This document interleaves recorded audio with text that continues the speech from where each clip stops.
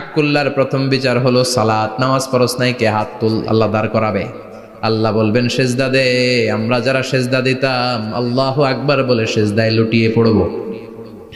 যারা সেজদা দেয় নাই, সেজদার আন্দোলন করে নাই, সালাত প্রতিষ্ঠার আন্দোলনে নামে নাই, ওরাও আমাদের মতো সেজদা দিতে চাইবে, পারবে নাকি? ওদের পিঠটারে লোহার মতো শক্ত করে দিবে কে? ইয়াউমা ইউকশাফু আন সাকিন ওয়া ইউদআউনা ইলাস সুজুদি ফালা ইস্তাতিউন।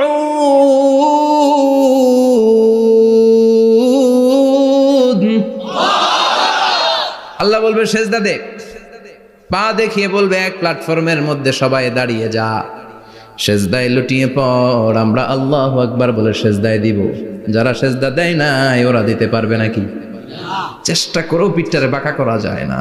আর এখন যাইতে চায় না মসজিদে, ডাকাইতে এগুলা, ঠিক কি না?